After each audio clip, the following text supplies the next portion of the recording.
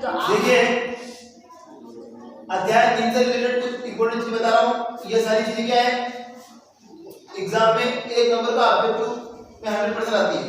100 और 100% इन तीनों सूत्रों में से एक सूत्र से रिलेटेड एक सवाल पूछा जाता है। अब कैसे देखिएगा, इसका मतलब क्या होता है समझ लेते हैं। a1/a2 not equal to b1/b2। इसका मतलब होता है रेखाएं क्या करती है प्रतिच्छेदी रेखा। इसका मतलब क्या होता है प्रतिच्छेदी रेखा। तो प्रतिच्छेदी रेखा होगा या केवल एक हल या फिर अद्वितीय। इन तीनों में से कोई भी एक चीज दे रखी होगी तुम्हें तो आपको इस पे टिक मारना राइट मारना। अगर मान लो ऐसा हो a1/a2 बराबर b1/b2 बराबर c1/c2 तो इसका मतलब क्या होता है संपाती रेखा भी होता है अपरिमित रूप से अनेक हल भी होता है। तो इन दोनों में से कोई भी दे तो आपको इस पे टिक मारना। अगर मान लो इसमें देख समांतर रेखा है तो समांतर रेखा होता है a1/a2 बराबर b1/b2 not equal to c1/c2।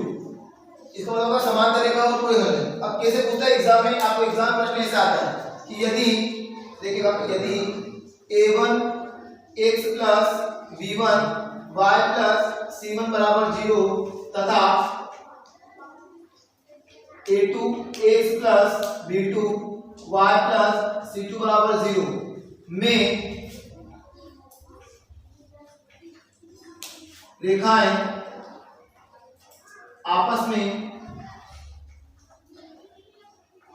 प्रतिच्छेद करे तो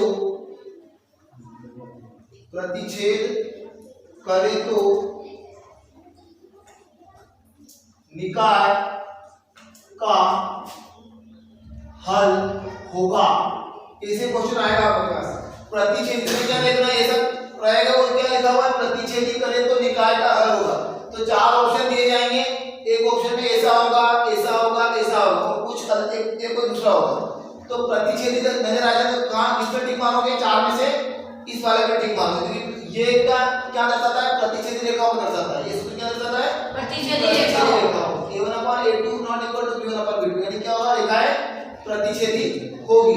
इसका मतलब सारे मान जो होंगे अलग अलग होते हैं, सारे मान जो होंगे अलग अलग। इससे रिलेटेड आगे में सवाल भी करेंगे।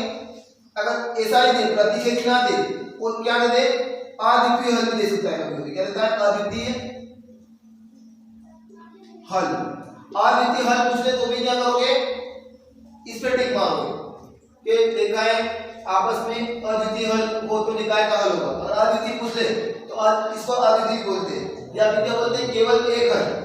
तो इन तीनों में से कुछ भी आ जाए प्रतिच्छेदी पूछ ले केवल एक हल या फिर अद्वितीय तो किस पे टिक मारना है इस वाले पे। अगर यहाँ ऐसा आ जाए कि रेखाएं आपस में संपाती होगी, क्या होगी संपाती, तो संपाती में क्या लगाओगे ये सब बराबर होना चाहिए। a1/a2 बराबर b1/b2 बराबर c1/c2 तो इसका मतलब क्या होता है रेखाएं संपाती या अंततः अनेक हल भी हो सकता है। क्या हो सकता है अंततः अनेक हल होंगे। तो रेखाओं के अंततः अनेक हल होंगे तो कौन सा सूत्र लगाओगे इस पे राइट मारोगे। चार ऑप्शन रहेगा, चार में से इसको अपने को राइट करना है। या तो ये पूछेगा या फिर ये पूछेगा। अगर मान लो ऐसा आ जाए a1/a2 बराबर b1/b2 not equal to c1/c2 इसका मतलब क्या होता है रेखाएं समांतर होगी। जैसे तुम्हें क्वेश्चन देगा वो बोलेगा कि निम्न में रेखाएं समांतर हैं तो समांतर है के लिए क्या आएगा सूत्र ये आता है। या फिर क्या बोलेगा निम्न में कोई हल नहीं है, कोई हल नहीं के लिए सूत्र क्या आता है ये चीज आती है। ठीक है, तो आप दिमाग में रखिएगा इन सारी इन चीजों को क्योंकि इससे रिलेटेड एक ऑब्जेक्टिव 100% एग्जाम में आने वाला है। ठीक है, अब इससे रिलेटेड सवाल करेंगे। इस बार देखिएगा सवाल कैसे करना है। ग्राफिकल वाले सवाल तो कर चुके हैं लेकिन इससे रिलेटेड सवाल करें पता ही नहीं। ये चीज समझ में आ गई किस टाइप से क्वेश्चन पूछा जाता है। प्रतिच्छेदी बोले तो ये करना है, केवल एक हल बोले तो भी टिक मारना है, अद्वितीय बोले तो भी ये टिक मारना है।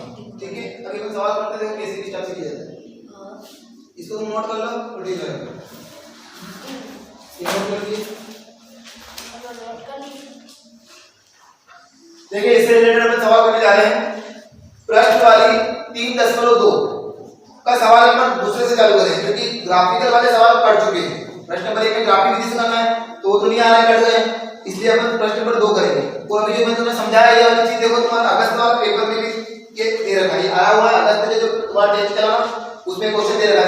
देखो a1/a2 बराबर b1/b2 not equal to c1/c2 तो समीकरण का निकाय होगा। इसमें क्या दिया ऑप्शन देखो अद्वितीय हल होगा, कोई हल नहीं होगा, अंततः अनेक हल होगा और इनमें से कोई नहीं। तो क्या ऑप्शन राइट करोगे इनमें से कोई नहीं क्योंकि दिया हुआ इस वाले क्या है इनमें से कोई नहीं, कोई ये देख रहा है, ठीक है ना, ये अगर वाला टेस्ट होता है तो इस टाइप से क्वेश्चन 100% बनता है, ठीक है।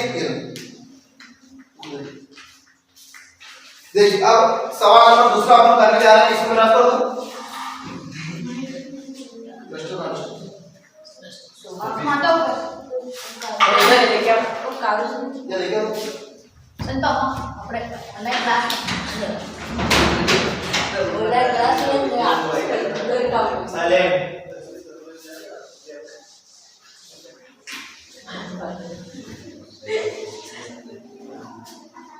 सवाल अपना दूसरा है, देखिएगा अनुपातों a1/a2, b1/b2 और c1/c2 की तुलना कर ज्ञात कीजिए कि निम्न समीकरण युग्मों द्वारा निरूपित रेखाएं एक बिंदु पर प्रतिच्छेद करती हैं, समांतर है अथवा समबाहु। ये पूछ रहा है वो समांतर है या समबाहु है पूछ रहा है। तो अपना पहला क्वेश्चन देखिएगा, क्या है पहला क्वेश्चन, समझिएगा ध्यान से। पहला क्वेश्चन अपना निकलता है, देखिएगा 5x माइनस का 4y plus 8 is equal to 0। उसके बाद सेकंड समीकरण है 7x plus 6y minus 9 is equal to क्या है 0। अब आप लोग यह बताना कि समपाती है, प्रतिच्छेद करती है, समपाती है अथवा समांतर है, इनमें से तीनों में से बताना। अभी 3 सूत्र में समझाया ना, उनमें से एक बनेगा। कैसे करेंगे चेक देखिएगा, क्या माना लेंगे यहां पर, यहां समझिएगा ध्यान से क्या होता है। फर्स्ट वाली जो समीकरण है वो क्या बताती है a1 b1 c1 और सेकंड वाली समीकरण ये क्या बताती है a2 b2 और c2। तो अपन क्या मान के चलते देखिएगा, x के आगे जो वो बताना a1 बराबर, इस x के आगे क्या है 5 है, तो क्या लिखेंगे a1 बराबर 5। इसी प्रकार फिर आगे बढ़ेंगे, देखिएगा b1 बराबर, इस वाले के आगे क्या है 4 नहीं बोलोगे, माइनस है तो -4 बोलोगे, क्या बोलोगे माइनस का 4। इसी प्रकार c1 बराबर क्या है 8, तो ये 8, ठीक है। अब यहाँ पर a2 बराबर ले लेंगे, a2 बराबर कितना आता है, देखो इस सेकंड समीकरण में a2 बराबर कितना आएगा 7। इसी प्रकार b2 बराबर कितना हो जाएगा 6। इसी प्रकार c2 बराबर कितना हो जाएगा -9। यहाँ तक हम क्लियर आ चुके हैं। अब सूत्र में क्या होता है a1/a2 होता है, b1/b2 होता है, उस रूप में इसको लेके आएंगे, देखिएगा। अब यहाँ से क्या करते हैं समझिएगा ध्यान से, अब हम चेक करेंगे कि ये समपाती है या नहीं है, पता चल जाएगा। देखो कैसे क्या करेंगे a1/a2 इसके बटे में ये बराबर क्या हो जाएगा 5/7, ठीक है। इसी प्रकार क्या करेंगे b1/b2 क्या हो जाएगा माइनस का 4/6। इसी प्रकार c1/c2 क्या हो जाएगा 8/-9। जो कट रहा है उसको काट दो, देखो ये कट रहा है तो काट देंगे इसको, 2 दूने 4 तो 2 तिया 6। एक बार फिर से लिख लीजिए, कोई दिक्कत नहीं। a1/a2 बराबर 5/7 और b1/b2 बराबर कितना है माइनस का 2/3 और c1/c2 बराबर कितना है 8/-9, ठीक है।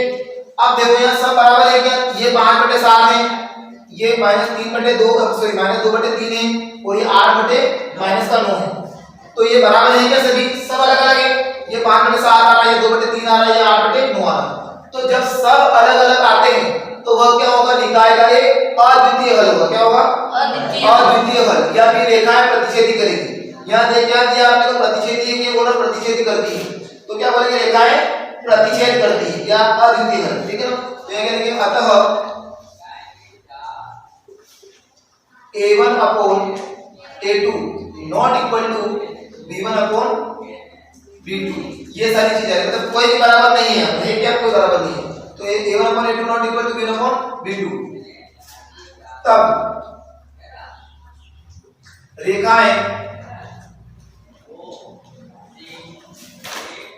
प्रतिच्छेदी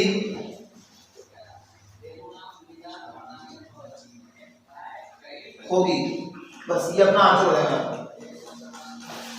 ठीक है। इतना सा आपको चेक करना है, ये चेक करने का रहेगा तो इस टाइप से आपको चेक करना है, ठीक है। कभी कभी ये ऑब्जेक्ट दे देता है ऐसे और पूछे तक रेखाएं प्रतिच्छेदी है कि नहीं, तो आपको ये ऐसे सॉल्व करके देखना है प्रतिच्छेदी है कि क्या है, ठीक है। इसको नोट करो। देखिए अगला क्वेश्चन क्या है अपना, मैं एक क्वेश्चन करवा देता हूँ और एक क्वेश्चन को होमवर्क मिल जाएगा, ठीक है ना। तो मैं क्वेश्चन नंबर दूसरा करवा रहा हूँ, ठीक है ना। दूसरा क्वेश्चन क्या आप देखिएगा, दूसरा क्वेश्चन अपना 9x plus 3y plus 12 is equal to 0। और दूसरा क्या है देखिएगा, प्लस 6y, ठीक है। ये अपना पूरा हो गया। अब करना क्या है, दोनों इक्वेशन को दे दिए, दोनों समीकरण दे दिए। अब यहाँ पर अपन क्या करेंगे, पहले चेक कौन सा ए है कौन सा बी है वो देख लेते हैं। देखिएगा यहाँ पर क्या क्या है, क्या मतलब क्या है, मतलब a1 बराबर क्या आएगा 9, b1 बराबर कितना आएगा 3 और c1 बराबर कितना आएगा 12। अब तो बताएगा लास्ट, है ना। देखिए a2 बराबर कितना आएगा 18, b2 बराबर कितना आएगा, बोल सकते हो, बोला ये 64 नहीं भैया, भाई कितना है 6। उसके बाद c2 बराबर कितना आएगा 24, है ना। तो कितना आएगा 24, क्लियर है। अब क्या करना देखिएगा, अब हम चेक कर लेते हैं, यानी कि चेक करने के लिए क्या करेंगे, कोई चीज अभी जो बताया मैं, a1 अपॉन a2 बराबर कितना हो जाएगा 9/18। चाहो तो डायरेक्ट ये भी चेक कर सकते हैं, कोई दिक्कत नहीं। पर ये कब करना है, जब ऑब्जेक्ट में पूछे ना, तब इतना लंबा नहीं आना, ऑब्जेक्ट पूछे डायरेक्ट ऐसे ऐसे बना के काट देख लीजिए। अगर सब बराबर आते हो तो रेखा क्या होगी, अंत आने करोगे रेखाओं संपाति की, अभी बता रहा हूं ये क्या है। उसके बाद b1 upon b2 not equal to ऐसे ही बराबर कितना है 3/6। उसके बाद क्या है c1/c2 बराबर कितना है 12/24। अब देखिए क्या करेंगे, 9 से कट रहा है, काटेंगे 9 1 9 9 दूने 18, 3 से कट रहा है 3 1 3 3 दूने 6, ये भी कट रहा है 12 1 12 12 दूने 24। इसको एक बार व्यवस्थित लिख लेते हैं, a1 अपॉन a2 बराबर आया 1/2। इसी प्रकार b1 अपॉन b2 बराबर आया 1/2। इसी प्रकार c1/c2 बराबर आया 1/2। क्या सभी मान बराबर हैं? तो सभी मान बराबर हैं, तो मैंने क्या बताया था, सब बराबर हो उसके लिए क्या होता है, रेखाएं क्या होगी, रेखाएं संपाती होगी, या फिर क्या होते हैं अंततः अनेक बोलता है। तो प्रश्न में वो संपाती विषय क्या लिखेंगे, रेखाएं संपाती होगी। देखिए यहाँ लिखते हैं कारण, अतः a1 अपॉन a2 बराबर b1 अपॉन b2 बराबर c1 अपॉन c2, ये चीज मिल रही है। तब रेखाएं क्या होगी, संपाती होगी, संपाती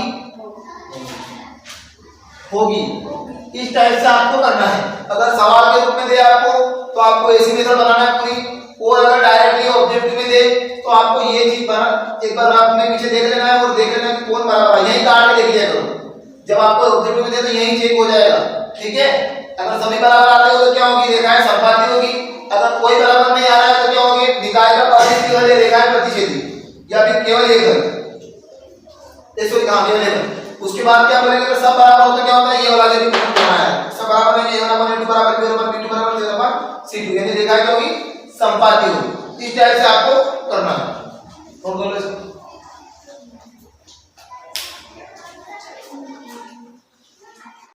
देखिए सवाल नंबर तीसरा अपन कर लेते हैं। तीसरा सवाल इस प्रश्न वाले का, ठीक है ना। अब इसमें क्या दिया है कि अनुपातों a1 upon a2 b1 upon b2 c1 upon c2 की तुलना कर ज्ञात कीजिए कि निम्नलिखित समीकरणों के युग्म संगत है या असंगत है। तो संगत या असंगत कब बताना है, अगर सारे ही मान बराबर हो तो क्या होंगे, रेखाएं संगत होगी, या फिर सभी अलग अलग हो तो भी क्या होगी, संगत होगी। पर किस स्थिति में संगत नहीं होगी, जब दो मान एक जैसे हो और एक मान अलग हो, उस स्थिति में संगत नहीं होगी। जैसे कि केस सुनिए, जैसे a1 अपॉन a2 बराबर b1 अपॉन b2 बराबर c1 अपॉन c2, अगर ये स्थिति बनती है, सब बराबर आते हैं, तो क्या होगा, रेखाएं संगत है। अगर ये स्थिति बनती है a1 upon a2 not equal to b1 upon b2, यानी कि कोई भी बराबर नहीं आएगा, तो क्या करेंगे उस टाइम पे, ये भी क्या रहेगा, संगत मान है। पर अगर ऐसी स्थिति बनती है, ऐसी a1/a2 बराबर b1/b2 not equal to c1/c2, मतलब दो मान बराबर रहेंगे और एक मान बराबर नहीं रहेगा तो क्या बोलेंगे, असंगत मान। ठीक है, तो मैं एक सवाल करूंगा ओनली, बाकी तुम्हें करना है। अभी जो इससे पहले वाला मैं करवा चुका हूं। ठीक है, यस सर। देखिएगा कैसे करेंगे। पहला सवाल है, ले लेते हैं। देखो पहला ले लिया, तीसरा ले, तीसरा ले लेता हूं, देखो तुम्हें कठिन नहीं लगेगी, ठीक है ना। सवाल नंबर तीसरा तुम्हें बता देता हूं। क्या समीकरण 3/2 x प्लस 5/3 y, इस 7 को बराबर से इधर लाके लिख देना, माइनस का 7 बराबर 0। ठीक है, ये 7 इधर लाके मैंने इधर लाके लिखा है, इसलिए माइनस का हो गया। Yes sir. अगली समीकरण क्या है, 9x माइनस का 10y, इस 14 को इधर ले आओगे बराबर से तो माइनस का 14 बराबर 0। ठीक है, ये लिख लिया आपने। अब अपन क्या करते हैं ना, बता देते हैं a1 बराबर क्या है, b1 बराबर क्या है। क्या करेंगे देखिएगा, यहाँ क्या क्या है अपने पास, यहाँ a1 बराबर है 3/2, b1 बराबर कितना है, b1 बराबर हो जाएगा 5/3। इसी प्रकार c1 बराबर कितना हो जाएगा, माइनस का 7। अब a2 बराबर क्या होता है, देखो यहां से देखते हैं a2 का मान है, ये b2 का मान है, c2 का मान है, तो a2 बराबर हो जाएगा 9। इसी प्रकार b2 बराबर कितना होगा, माइनस का 10। इसी प्रकार c2 बराबर कितना हो जाएगा, माइनस का 14। अब चेक कर लेते हैं अपन, अगर सभी बराबर आ जाएंगे तो भी संगत मान रहेगा, अगर कोई भी बराबर नहीं आएगा तो भी संगत मान रहेगा। पर जब दो बराबर आ जाएगा और एक बराबर नहीं आएगा तो वो क्या रहेगा, असंगत। ठीक है, देखिएगा हम चेक करते हैं, a1/a2 बराबर क्या आएगा, 3/2, फिर उसके बटे में क्या है 9। अब यहाँ पर देखो क्या आएगा, b1/b2 बराबर 5/3 और उसके बटे फिर क्या है, माइनस के 10। c1/c2 बराबर कितना है, माइनस का 7 माइनस का 14। अब देखो यहाँ सवाल जमा लेते हैं, इसको व्यवस्थित कर लेते हैं। अब क्या होगा, देखो आज पहले से बटे में कौन था, ये था, मैं इसको क्या करूंगा, 3/2 तो ये लिख दिया मैंने। ठीक है, अब इसके नीचे कुछ नहीं, मतलब क्या होता है, 1 होता है। क्या होता है, 1 उलट पुलट होगा तो 1 चला जाएगा ऊपर और नीचे आ जाएगा 9। ठीक है, विशेष ध्यान रखिए, ये वाला था ऐसा कैसा, और ये नीचे वाले को इस 9 के बटे कुछ में तो क्या होता है, 1 होता है, तो 1 चला जाएगा ऊपर और 9 आ जाएगा नीचे। इसी प्रकार यहां भी करके देखिएगा, b1/b2 बराबर 5/3 को ऐसा कैसा और गुणित करके चला के इसके नीचे कुछ नहीं, तो क्या होता है, 1 होता है, 1 जाएगा ऊपर और नीचे कितना आएगा, माइनस का 10। इसी प्रकार यहाँ तो कोई दिक्कत नहीं, माइनस से माइनस काट तो कितना आएगा, c1/c2 बराबर 7/14। अब इनको जो कट ऑफ को काट लेंगे, 3 एकम 3, 3 दिया 9। इसी प्रकार यहाँ कट रहा है 5 में 5, 5 दूने 10, और यहाँ कट रहा है 7 में 7, 7 दूने 14। अब देखो मान क्या है, लिख लीजिए, यहाँ 1 का गुना 1 से 1 ही आएगा और 2 का गुना 3 से कितना होगा, 6, 1/6 हो गया। इसी प्रकार यहाँ b1/b2 बराबर 1 बच रहा है, ऊपर तो 1 आ जाएगा और नीचे 3 दूना 6, और ये काय का आएगा, माइनस का 6 आएगा, काय का आएगा, माइनस का 6। ठीक है ना। उसके बाद देखिए c1/c2 यहाँ कितना है, 1/2। तो क्या सभी बराबर है या सभी अलग अलग है, बताओ, सभी अलग अलग मानेंगे। क्यों, बराबर नहीं आ रहे तो इनको वजह से 1/6 में 1/-6 है, बराबर नहीं है। अगर ये माइनस नहीं होता तो मान क्या हो जाता, असंगत, क्योंकि दो बराबर आ चुके हैं। लेकिन यहाँ एक प्लस का और एक आएगा है माइनस का, इसका मतलब क्या हुआ, सभी अलग अलग है, सभी क्या है, अलग अलग मान है।